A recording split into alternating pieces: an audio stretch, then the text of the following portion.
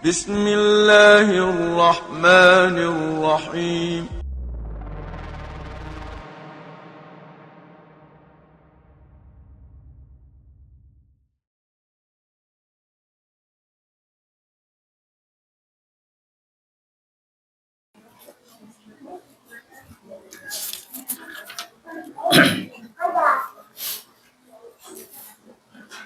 Bismillahirrahmanirrahim. Assalamualaikum warahmatullahi wabarakatuh.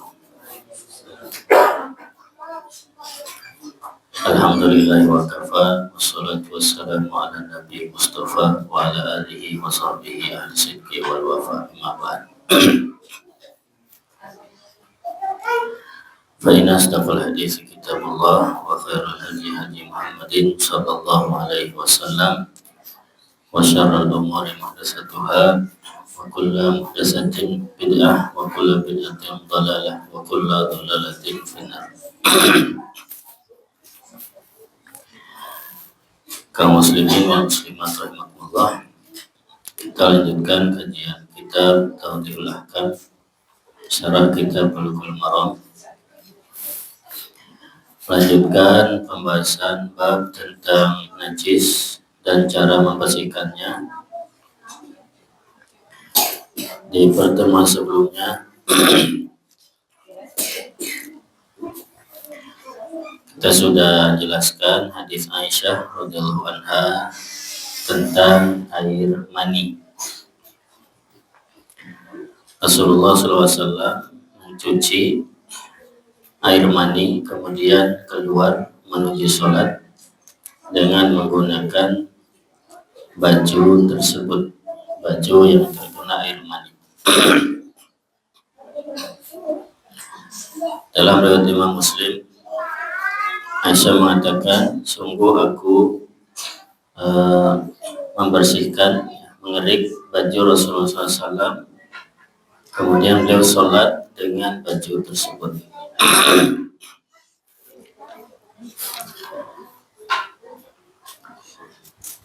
Hadis ini menjelaskan bahwa air mani itu tidak termasuk najis. Artinya air mani itu suci. Baik, sekarang masuk ke hadis berikutnya. Qala al-mu'allif al-imam al-hafiz Ibnu Hajar al-Asqalani rahimahullah,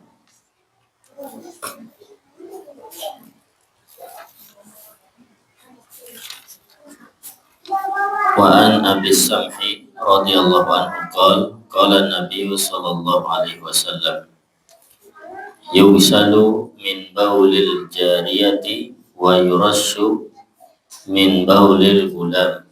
Akhrajahu Abu Dawud wa Nasa'i wa Sahahahul Hakim.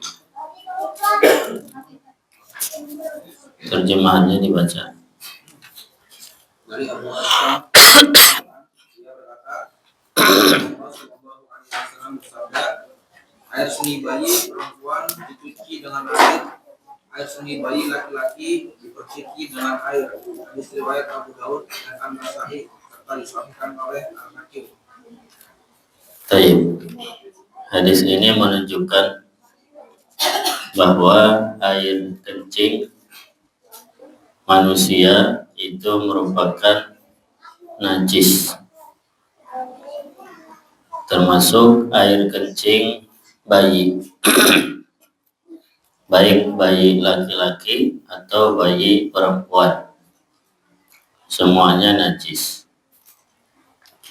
Hanya terdapat perbedaan dalam cara mensucikannya. Kalau najisnya mah najis, cuma cara membersihkannya beda.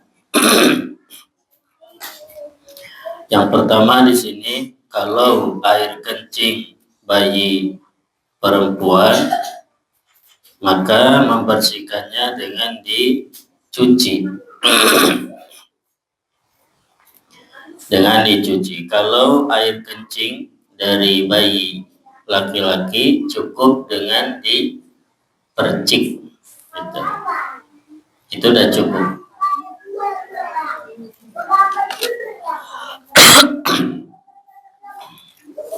Ini cara membersihkan najis yang berupa air kencing bayi. Taib hadis ini riwayat Imam Abu Dawud, An-Nasai dan disahihkan oleh Imam Al-Hakim. Faidah-faidahnya yang pertama, yukhadhu minal hadisi anal asla fi ahkamil gulami wal jariyah sawa fatafriqu as-sunnah bainahuma fil baul dalilun ala anna ma'adahuma baqin alal asl. Hadis ini menunjukkan bahwa hukum asal anak laki-laki atau bayi laki-laki dan perempuan itu sama. Hukum asal bayi laki-laki dan perempuan itu sama, maka as-sunnah membedakan keduanya dalam bab kencing menunjukkan bahwa selain keduanya hukum asalnya tetap.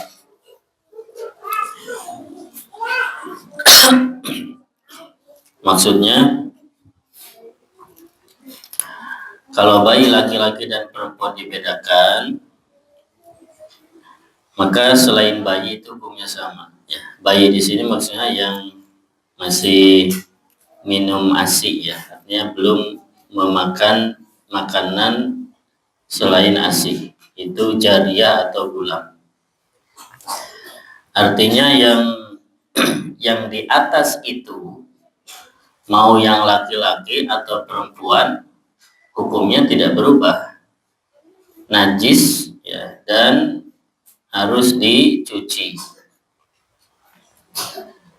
Jadi ketika Nabi menjelaskan tentang najisnya air kencing bayi dan cara mencucinya, menunjukkan bahwa selain bayi hukumnya tetap tidak berubah, ya.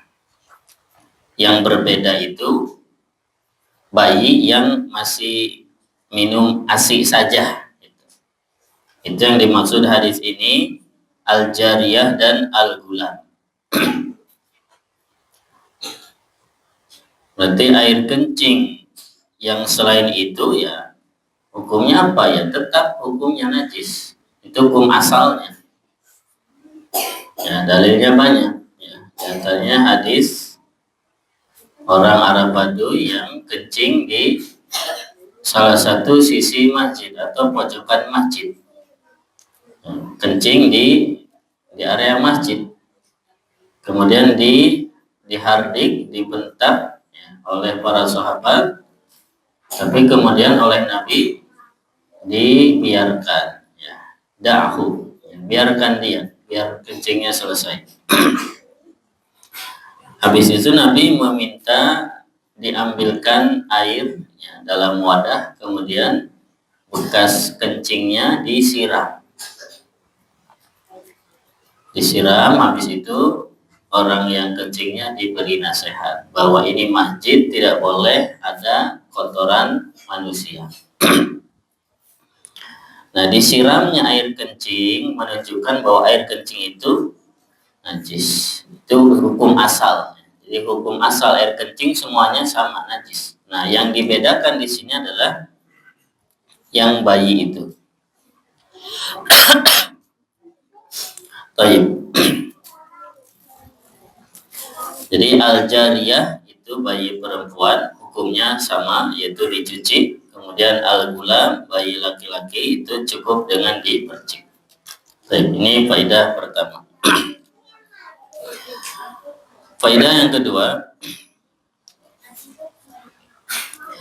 baulul binti najisun kagoirihim najasa walau kanat fi sinir rodha.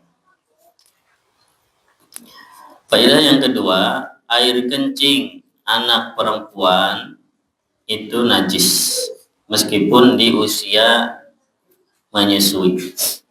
Ya, menyusui itu usia 0 sampai 2 tahun. Ya, air kencing anak perempuan najis ya, sebagaimana air kencing yang lainnya meskipun dia masih di usia menyusui. Faedah yang ketiga, pakaian atau tempat yang terkena air kencing anak perempuan maka dia dicuci. Yugsalu minhu thawbu wa ghairuhu idza asabahu. Pakaian atau tempat atau yang lainnya yang terkena air kencing bayi perempuan maka dia dicuci.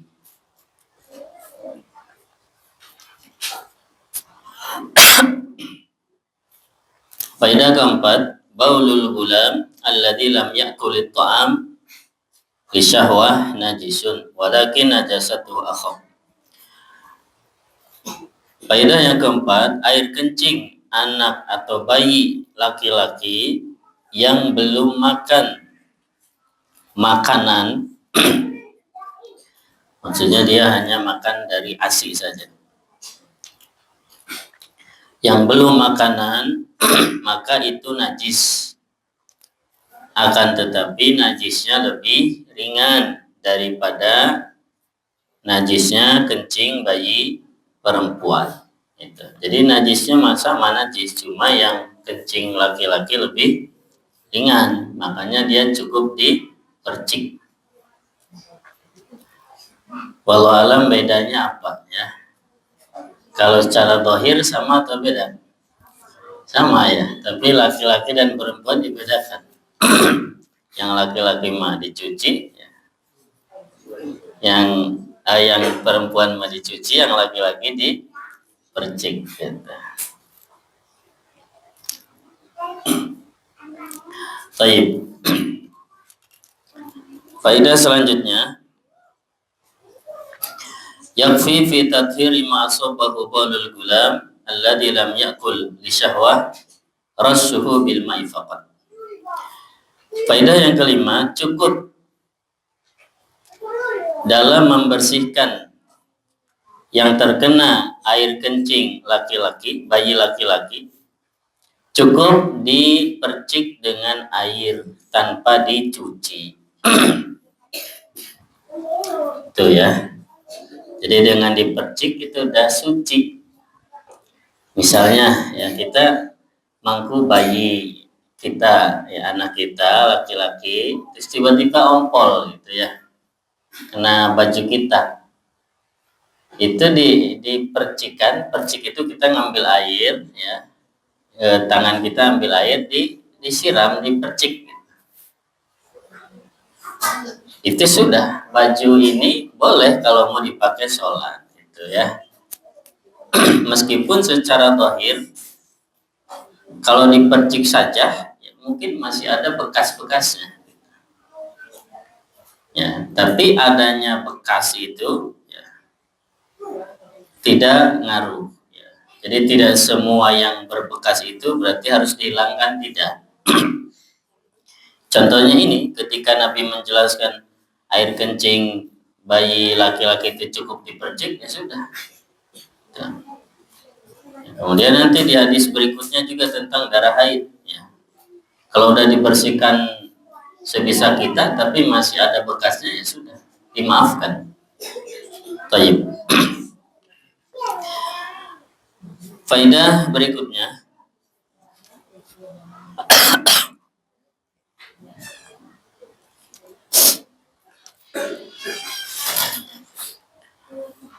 faedah yang keenam, fihi annahu la yaqtasir fi tathhiri baulil gulam ala imraril yad wa innama al maqsudu izalatul ain. Faedah yang keenam, dalam membersihkan air kencing anak laki-laki ya, tidak cukup dipercik ya. Tidak cukup dipercik, tetapi yang dimaksud adalah menghilangkan datnya. Tapi ini menyelisihi zahir hadis, ya.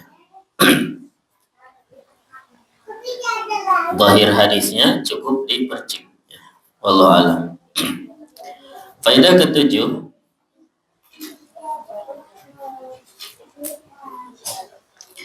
bahasal ulama fi sirril ladzi min ajlihi hasalat tafriq baina baulil gulam wa baina baulil jariyah. Wa qala ba'dhum innal gulam adatan yakunu arghabu inda ahlihi minal jariyah fa yaksuru hamluhu wa taksuru isabatu hamilihi bi baulihi.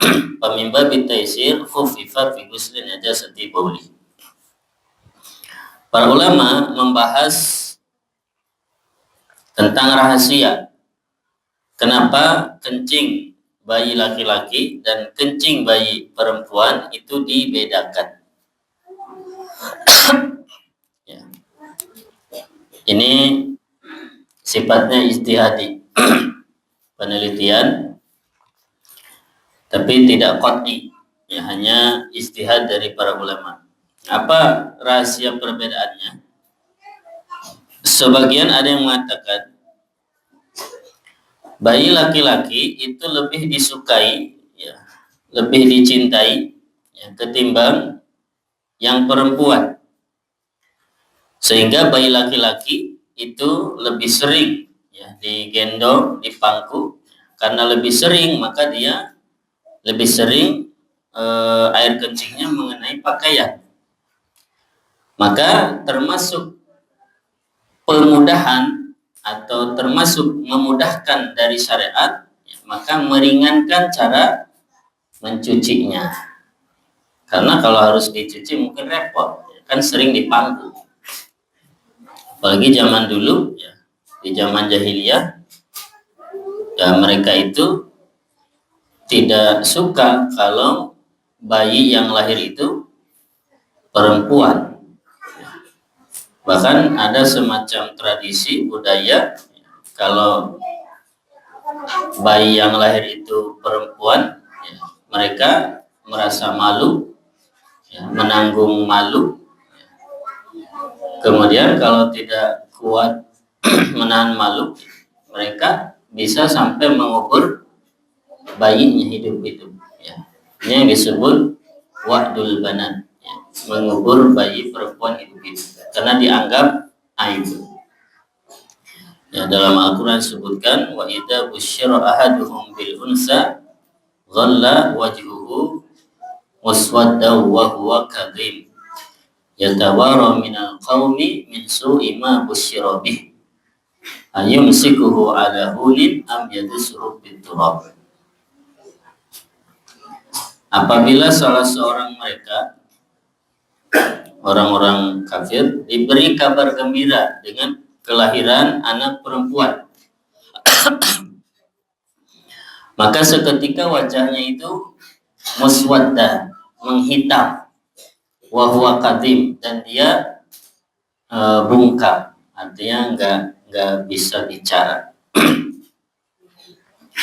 Kemudian yatawara minal qaum, dia bersembunyi dari kaumnya, ngumpet, malu kalau ketemu orang, ya, saking buruknya yang mereka dapatkan. Setelah itu pilihannya ada dua. Yang pertama, ayumsikuhu ala hunin, membiarkan anak itu hidup sambil menahan aib, menahan malu. Atau yang kedua, am yadussuhu fit turab, atau anak itu dimasukkan, ditimbul ke dalam tanah. Ini di masa jahiliyah. Jadi lebih suka anak laki-laki daripada anak perempuan. Wallahu a'lam. Tapi ini sekali lagi ini ijtihad, ya. Adapun yang pastinya kenapa dibedakan kencing laki-laki dan perempuan, ya, bayi laki-laki dan bayi perempuan, ini hanya Allah yang mengetahuinya. Baik.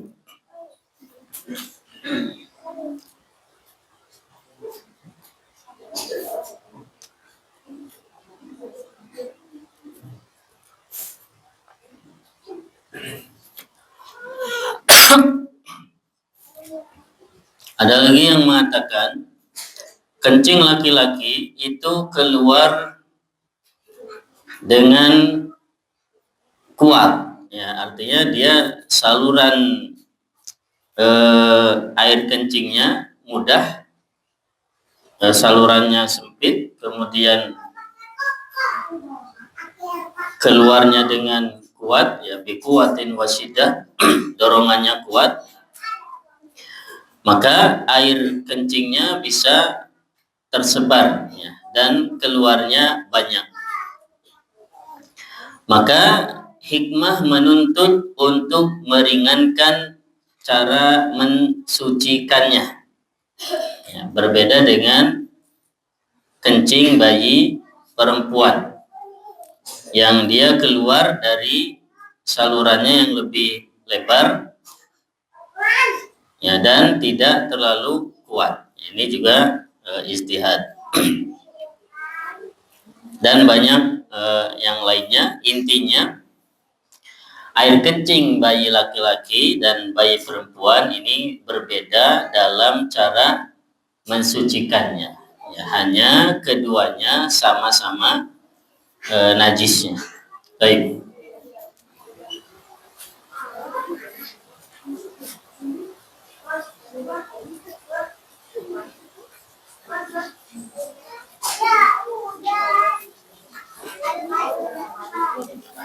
Hadis berikutnya,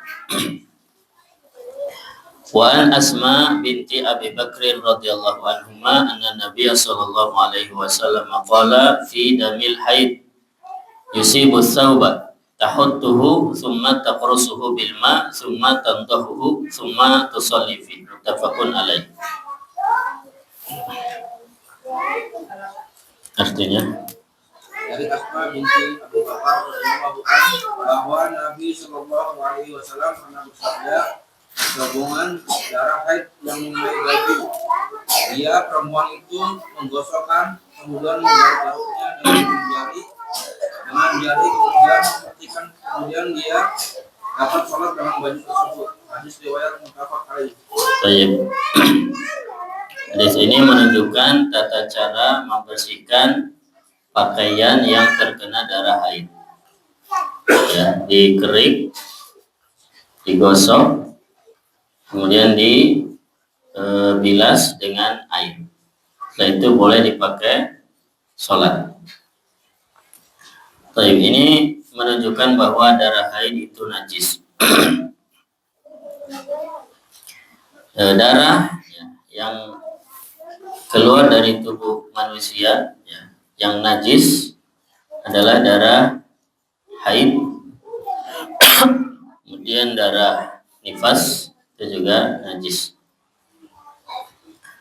Adapun darah yang keluar karena luka, ya, maka itu tidak najis.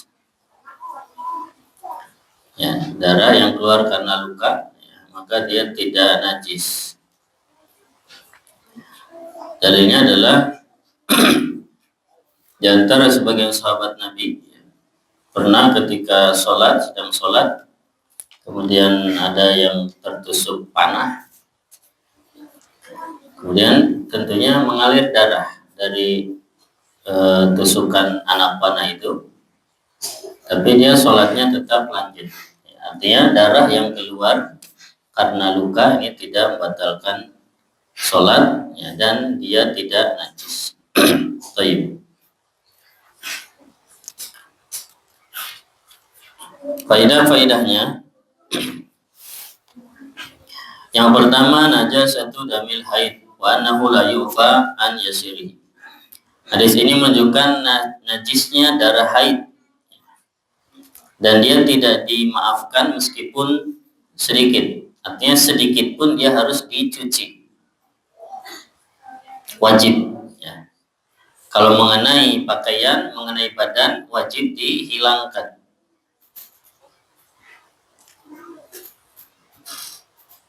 Dalilnya tadi Nabi memerintahkan untuk disucikan.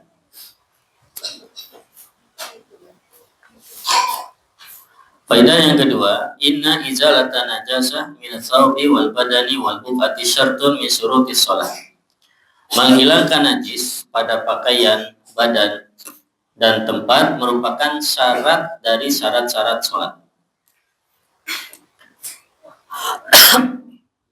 Menghilangkan najis dari pakaian, badan, dan tempat ini syarat sah sholat. Artinya sholat tidak sah apabila ada najis yang belum dihilangkan. Contohnya tadi, kalau orang sholat di pakaiannya ada darah haid, ya. Ibu-ibu misalnya di pakaiannya ada darah haid, ada najis, lalu dia sholat menggunakan pakaian itu, maka sholatnya tidak sah karena suci dari najis itu syarat sah sholat. Baik. Faedah yang ketiga, wujubu hathi yabisihi liyazula jurmuhu summa dalkuhu bilma summa ghusluhu. Wajibnya mengerik yang sudah kering. Wajibnya mengerik yang sudah kering agar hilang. Ya, setelah itu digosok, ya, kemudian dibilas menggunakan air. Jadi sebelum disiram air, maka kalau udah kering dikerik dulu, digosok, ya. Dikerik pakai kuku atau yang lainnya, lalu dibilas menggunakan air. Ini cara mensucikan berdasarkan hadis ini. Kaidah keempat, jawazu as-salati fi thawbil ladzi hadat bihil mar'ah. Fa innahu ba'da hasi ma asabahu thumma itba'ahu bil ma sara thawb tahiran. Boleh sholat menggunakan pakaian yang terkena darah haid wanita yang sudah dibersihkan tadi, ya. Sudah kena darah haid lalu dibersihkan, boleh digunakan untuk sholat. Karena di akhir hadis tadi Nabi mengatakan summa tusalla fi, lalu dia sholat dengan pakaian tersebut. Ini menunjukkan kalau darahnya sudah disucikan maka boleh digunakan sholat. Taib.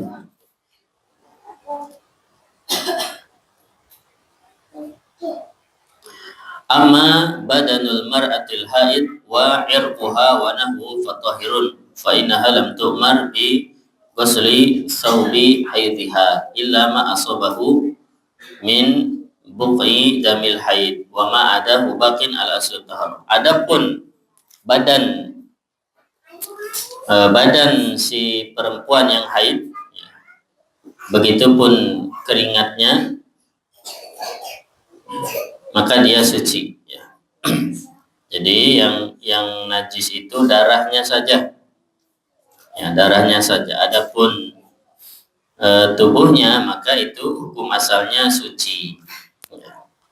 Maka yang diperintahkan disucikan, dicuci itu adalah darahnya saja, ya. Pakaiannya enggak diperintahkan kecuali yang terkena darah haid, ya. Taib.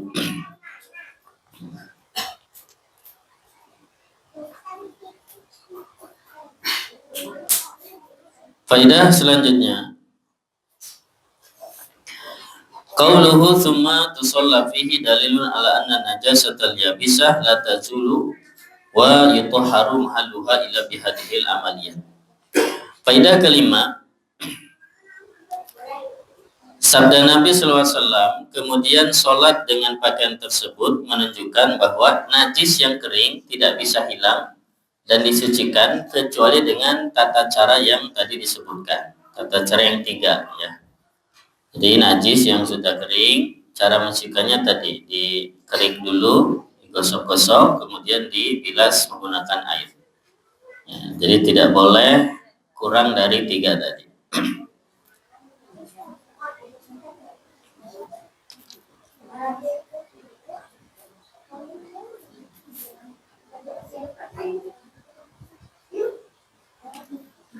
Baik.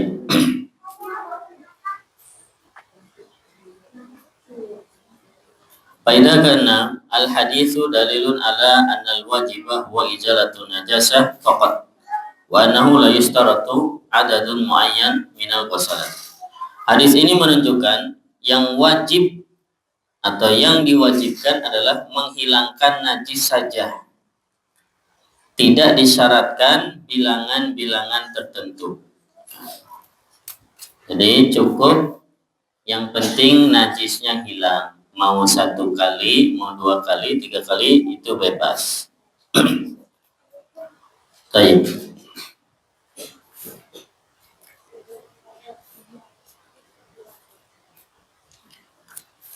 Ini berkaitan dengan darah haid. Satu hadis lagi. Wa Abi Hurairah radhiyallahu anhu qalat Khawlah ya Rasulullah fa illam yadhhabid dam qala yakfikil ma wa la yadurruki atharuhu. Akhrajahu Tirmidzi wa sanaduhu dhaif. Terjemahannya Dari Abu Hurairah radhiyallahu anhu, dia berkata, Khawlah pernah bertanya, wahai Rasulullah, bagaimana jika darah itu tidak dapat hilang? Rasulullah Shallallahu Alaihi Wasallam menjawab, air sudah cukup bagi kamu. Setelah itu bekasnya tidak menjadi masalah. Hadis riwayat At-Tirmidzi, sanadnya dhaif. baik.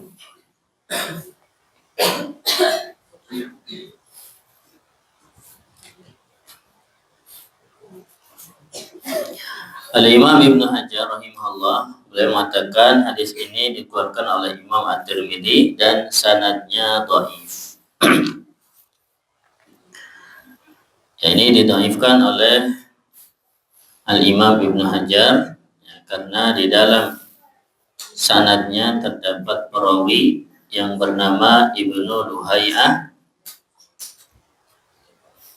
dan perawi ini termasuk perawi yang dhaif.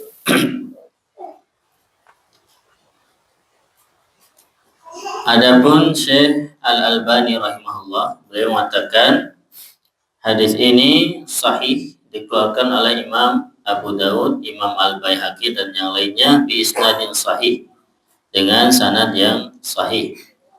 Wa huwa wa in kana fihi Ibnu Luhaiyah fa innahu qad rawahu anhu jama'atun minhum Abdullah ibn Wahab wa hadithu anhu sahih kama qala Ghair Wahid bin Al-Fad. Dan hadis ini meskipun diriwayatkan oleh Ibnu Luhaiyah tetapi ya, dia telah diriwayatkan atau meriwayatkan darinya banyak orang, di antaranya Abdullah bin Wahab, dan hadisnya sahih. Taib ini perbedaan pendapat ya dari para ulama ahli hadis. Imam Ibnu Hajar mengatakan sanadnya lemah, tapi ulama yang lainnya di antaranya Syekh Al-Albani rahimahullah mengatakan hadisnya sahih. Qultu wa lahu tariqun ukhra dzakaraha Ibnu Hajar fil Isabah akhraja Ibnu Mandah min tariq Ibni Hafs an Ali ibni Thabit anil Wazi ibni Nafi an Abi Salamah bin Abdurrahman an Khawlah binti Yasar. Ya, dan hadis ini memiliki jalur yang lainnya yang disebutkan oleh Imam Ibnu Hajar dalam kitab Al-Isabah. Wallahu a'lam bishawab. Taib, hadis ini menjelaskan bahwa sisa dari darah haid yang sudah dibersihkan ini dimaafkan. Ya. Jadi tidak ngaruh. Yang penting sudah berusaha untuk dibersihkan. Kalau masih ada bekasnya dan sulit, insya Allah itu ma'fu, ya, dimaafkan. Taib. Faedah-faedahnya. Yang pertama, wujubu ghusli damil haid min thawbil mar'ah wa badaniha. Wajibnya mencuci darah haid. Ya, wajib dicuci, baik yang ada di baju atau di badan. Ya, jadi badan, baju, tempat yang terkena darah haid wajib dicuci.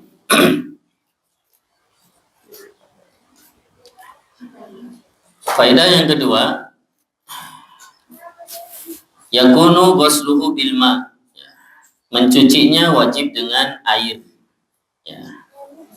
Wallahu alam, ya. mencuci itu zahirnya dengan air ya. Yang ketiga, anna thawba wa nahwuhu idza ghusila min damil haid thumma baqiya atharu lawnihi fi thawb aw al badan annahu la yadurru fi kamal tathhir. Faedah ketiga, baju dan yang lainnya kalau sudah dicuci lalu tersisa bekasnya, warnanya atau yang lainnya, maka itu tidak berpengaruh ya. Dan sholatnya sah. Faedah keempat, samahatu hadis syariah wa yusriha. Hadis ini menunjukkan betapa lapangnya syariat agama Islam, ya, lapang dan mudah. Ya, agama Islam, ya, syariat Islam itu lapang dan mudah. Lapang itu maksudnya tidak kaku, ya. Kalau begini harus begini, enggak. Bersihkan, tapi kalau ada sisa sudah, itu artinya dia lapang dan mudah ya, tidak kaku, tidak sulit. Termasuk dalam masalah darah haid, kaum muslimin itu pertengahan antara orang Yahudi dan orang Nasoro ya. Kalau mereka ya, orang Yahudi ya, atau orang Nasoro, ada yang kalau wanita haid itu tidak didekati sama sekali ya, tidak didekati sama sekali. Pakaian yang terkena darah haid dibuang atau dipotong ya. Dan wanitanya ketika haid gak boleh didekati sama sekali. Ada yang sebaliknya, meskipun wanita haid ya, dia dicampuri, digauli ya, meskipun haid ya. Nah, Islam itu pertengahan. Wanita yang haid boleh didekati, digauli ya, selama tidak di kemaluan ya, tidur bersama satu kasur boleh meskipun haid. Yang dilarang adalah berjima, itu saja. Pakaian yang terkena darah haid ya dicuci saja, tidak harus dibuang, dipotong dan seterusnya. Ini menunjukkan bahwa syariat agama Islam ini syariat yang terbaik ya. Selalu pertengahan antara dua kelompok, kelompok yang meremehkan dan kelompok yang berlebihan ya, termasuk dalam masalah haid ya. Orang Yahudi dan orang Nasoro ya, mereka ada yang meremehkan, ada yang berlebihan. Yang berlebihan tadi, kalau haid nggak boleh didekati, nggak boleh dicampuri dan seterusnya. Yang satu lagi meremehkan, meskipun haid dicampuri ya, dianggap bukan apa-apa. Islam pertengahan. Taib.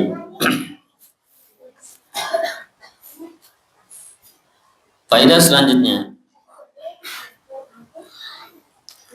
ini sudah disebutkan tadi, anna badanal haidi wa irquha tahiran. Badan wanita yang haid ya, dan keringatnya itu suci.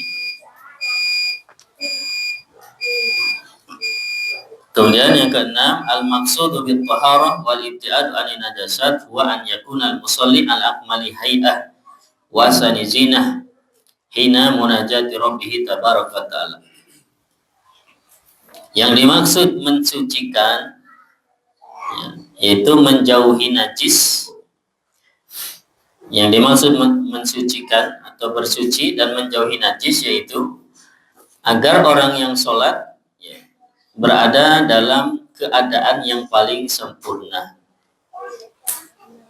Itu yang dimaksud bersuci ya, menjauhi najis, yaitu agar ketika sholat dalam kondisi terbaik ya, dengan pakaian yang terbaik ya, ketika bermunajat kepada Allah Subhanahu wa taala. Baik, sampai di sini selesai pembahasan tentang an-najasat ya, nanti pada sholat isya ya, mungkin tanya jawab ya, kalau setelah itu nanti masuk bab al-wudu.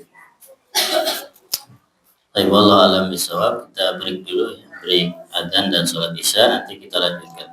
Wallahu alam bisawab, alhamdulillahirabbil alamin.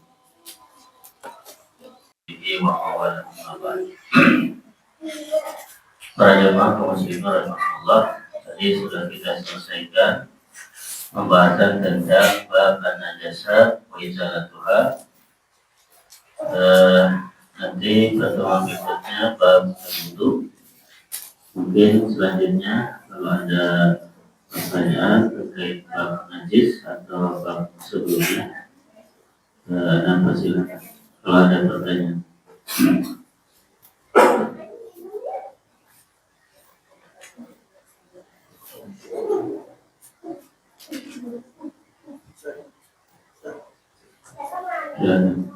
Kalau kadang ada bayi yang memakai pampers gitu ya, popok ke masjid, kadang dia mungkin masih ya bulan 2 tahun lah, mungkin masih kadang jalan gitu. Sebenarnya hukumnya gimana Ustaz? Kalau kita memang tidak tahu dia kencing apa enggak gitu ya, hukumnya seperti itu, apakah boleh Ke masjid ya di tempat sholat? ya. Jadi bayi yang pakai pampers ya. Ya kalau di dalam pampers itu ada air kencingnya, bisa menampung ya. Berarti itu najis. Artinya kalau jalan-jalan di masjid, kalau tidak mengenai karpet atau yang lainnya ya maka nggak ada masalah. Selama cuma di pampersnya aja. Apalagi kalau misalkan dia pakai celana, berarti kan najisnya ada di pampersnya aja. Terkecuali misalkan anak tersebut kita paksa sholat, maka ini tidak boleh karena dia si anak itu ada najisnya di pampersnya, maka kalau sholat ya tidak bisa. Tapi kalau sekedar dia lari-larian dan tidak mengotori masjid mungkin masih bisa ditolerir. Yang tidak boleh mungkin sholat saja. Nah, baik tentang darah, ini sebetulnya masalah khilafiyah. Ya, tadi Anda jelaskan darah haid itu najis, kemudian nifas itu najis, selain itu tidak najis. Meskipun mayoritas ulama mengatakan darah yang mengalir dari tubuh manusia mau deras mau sedikit itu najis. Di antara para ulama yang berpendapat tidak najisnya darah selain darah haid dan nifas itu Syekh Al-Albani rahimahullah, termasuk Imam Asy-Syafi'i rahimahullah. Dalilnya adalah tidak ada dalil yang mengatakan bahwa darah itu najis selain darah haid dan nifas. Sedangkan mayoritas ulama berpendapat bahwa darah itu najis ya, dengan dalil Al-Quran. Kullu ajidu fi ma uhiya ilayya muharraman 'ala ta'im yastamuhu illa an yakuna maitatan aw daman masfuhan aw lahma khinzirin fa innahu rijsun aw fisq. Katakanlah aku tidak mendapati dari yang diwahyukan kepadaku yang dimakan, yang diharamkan berupa yang dimakan, illa ayakuna maitah, kecuali maitah bangkai, au dama masfuha, au darah atau darah yang mengalir. Kemudian dilanjutkan ayatnya fa innahu rijsun, karena sungguhnya itu adalah rijsun. Itu dalil para ulama yang mengatakan bahwa darah itu najis. Akan tetapi ayat ini tentang pengharaman dimakan.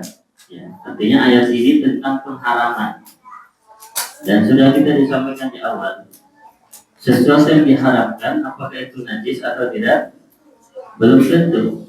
Untuk mengatakan bahwa itu najis tidak cukup sekedar diharamkan, tapi harus ada dalil yang lain.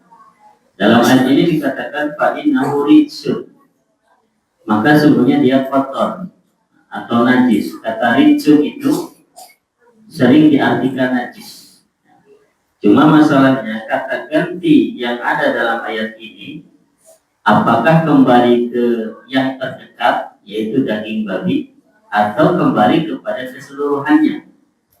Karena dalam ayat tadi kan yang diharamkan ada 3. Illa ayyakuna maitatan aw daman masfuhan aw lahma khinzir. Bangkai, kemudian darah, kemudian daging babi. Setelah itu Allah mengatakan sesungguhnya dia najis.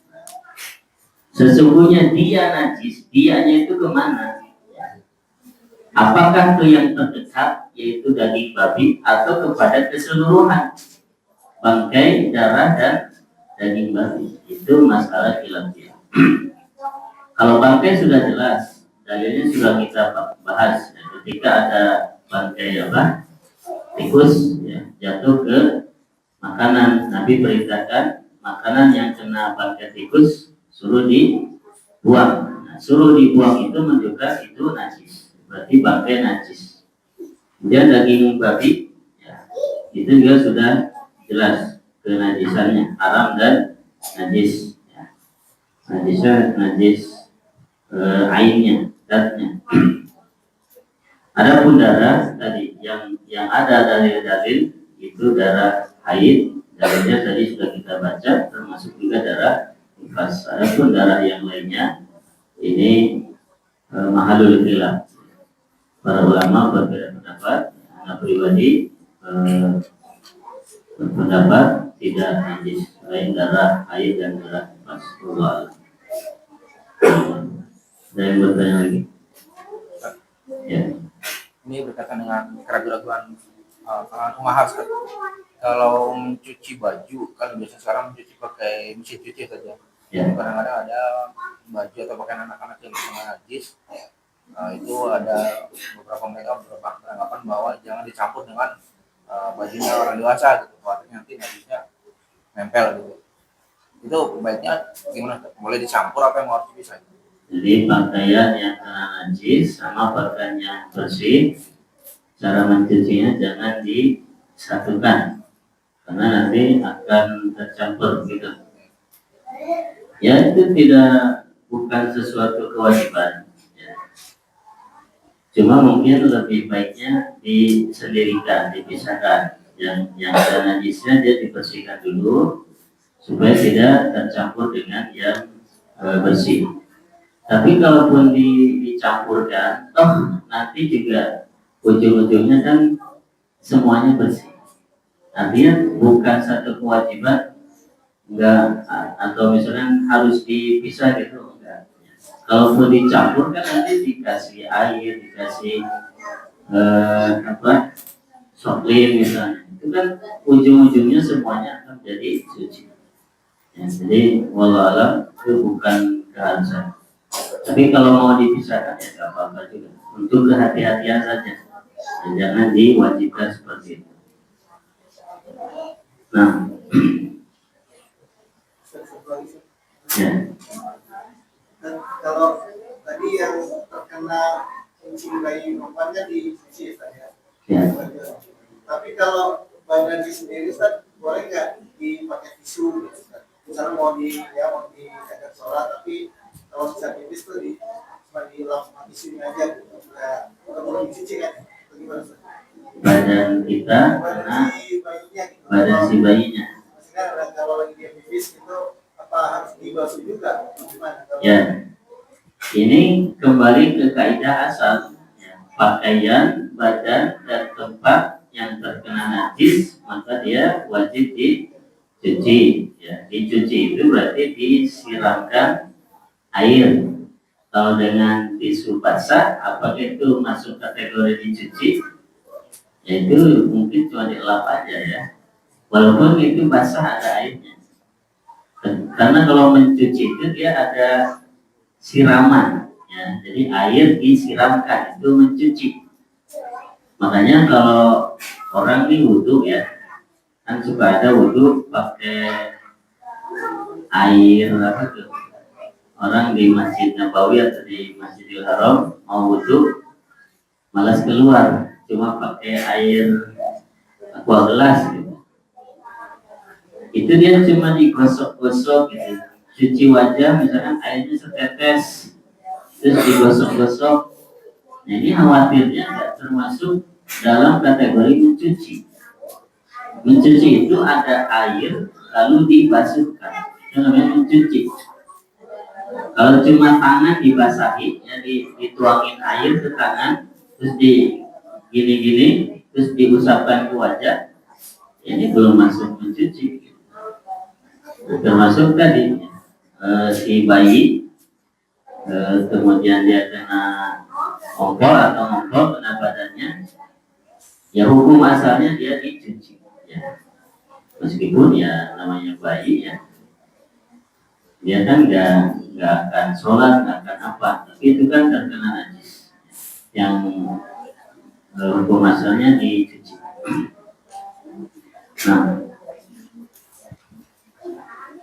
lagi ya. Berkaitan dengan syarat sahnya sholat itu kan harus suci dari sisi badan, pakaian, dan tempatnya tadi. Ya. Kadang-kadang itu kalau bisa sholat di tempat sholat atau di sholat di luar gitu kan, itu ada di tempat sholat itu ada kayak kotoran cicak gitu. Itu apa termasuk pembatal syaratnya kan?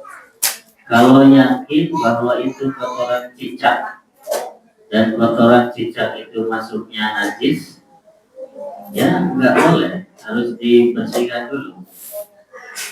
Kalau yakin ya, kecuali kita ragu ini apakah kotoran cicak atau kotoran burung misalnya. Kalau kotoran burung kan berarti tidak najis. Kalau masih ragu-ragu maka masih bisa. Sampai kita yakin bahwa ini najis.